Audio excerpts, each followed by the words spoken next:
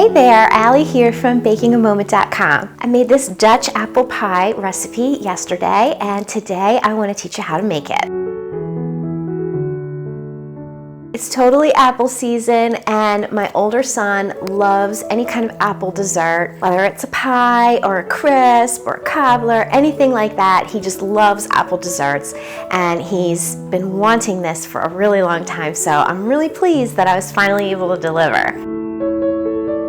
If you don't know what Dutch apple pie is, it's basically everything you love about traditional apple pie plus everything you love about apple crisp. How bad can that be, right? So there's three main components. From the bottom up, it goes pie crust, apple pie filling, and buttery crumb topping. I love it because it's so seasonal. It just puts you in that fall kind of a mood. So let me show you how I make it. For the pie crust, you can use store-bought or homemade, but I really love my homemade pie crust recipe. It is the flakiest pie crust you will ever taste, thanks to a special technique that I like to use. It's definitely worth that extra step. But if you're on a time crunch, then store-bought will work very well too. Lay the pie crust into your pie pan, allowing any excess to drape over the sides. Then come in with a sharp knife or a pair of scissors and trim off some of the excess. You want to leave about like a ½ inch to an inch over the side of the pie plate. That excess, you're just going to fold that under.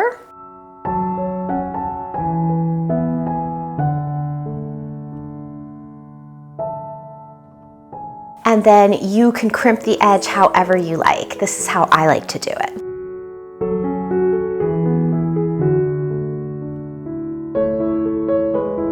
But do it however works best for you. Next, you're gonna pop that into the fridge and let it chill while you prepare the filling. Anytime you're making a pie, it's super important that the pie pastry goes into the oven very cold. Cold pastry, hot oven creates lots of flaky layers. So keep that cold while you make your apple pie filling. The apple pie filling is mostly apples, as it should be. Choose an apple that is good for baking. In other words, you don't want something that's gonna go too soft as it bakes. My personal preference is Granny Smith apples. But I recently ate a dessert that was made with Macintosh apples, and it was really, really good too. And I've also used Honeycrisp apples, and they work very well. You're gonna need a lot of apples, probably more than you think. But keep in mind that as the pie bakes and then cools, those apples are gonna settle way, way down.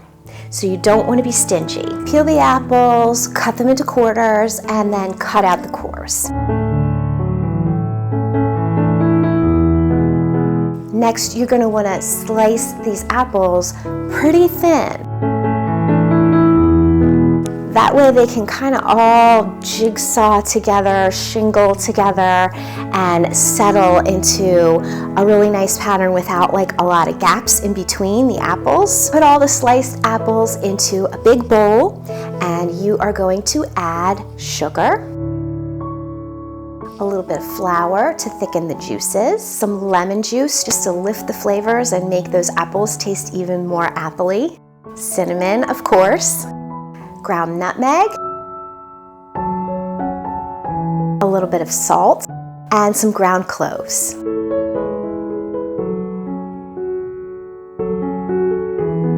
Toss everything together. The goal here is just to get every slice of apple coated in that sugar and spice mixture.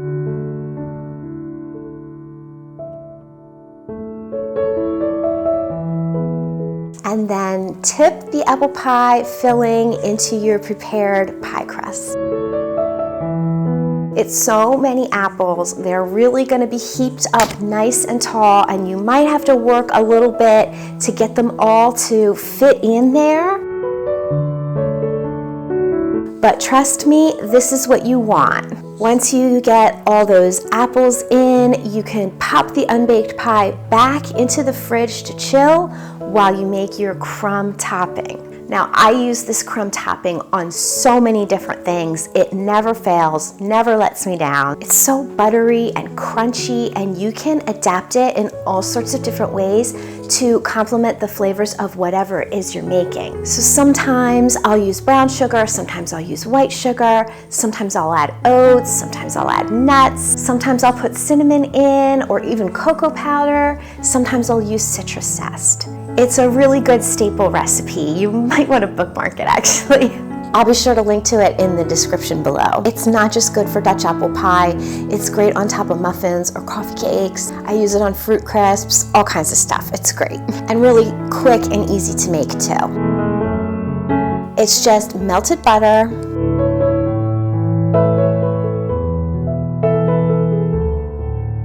flour, brown sugar, ground cinnamon, and salt. Stir everything together, toss it together with a fork. While it's hot, it'll have the consistency of like damp sand, but as it cools, it becomes more crumbly. Grab your pie back out of the fridge and crumble this topping all over the top of it. Make sure you get a nice even coating.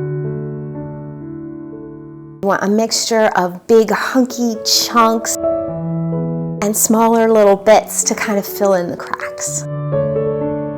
Pies take a good long time to bake in the oven, especially when they're made with a really firm fruit like an apple. Most likely this pie is going to take at least an hour to bake. It's done when you insert a toothpick in the thickest part of the pie and the apples feel tender and soft but not mushy. Because it's in there for such a long time, the crumb topping might start to get a little browner than you want before the apples have softened. So I like to check mine after like 20 to 30 minutes. Just take a look at how it's doing, and if it does seem to be getting a little bit too brown, I just loosely drape some aluminum foil over the top and allow it to finish baking that way. If you want to get really clean cut slices of pie, you really have to let this cool before you cut into it.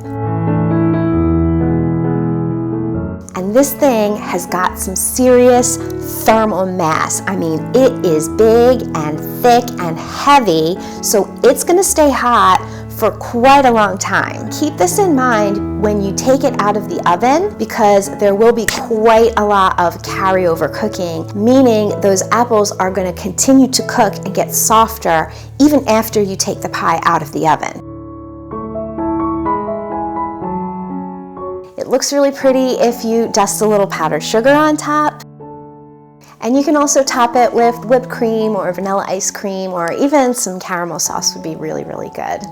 My son was very happy with this pie. I think you will be too. The apples are really appley tasting, just sweet enough. They've got a little bit of a bite to them. It's got that homey, cinnamony flavor that's so great for fall and winter. Crust is buttery and flaky, and that crumb topping is just, mwah.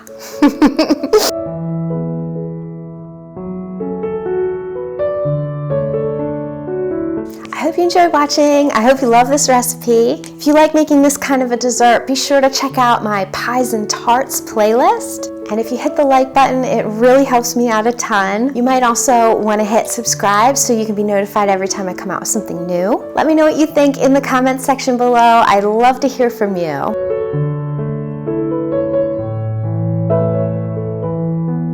Enjoy!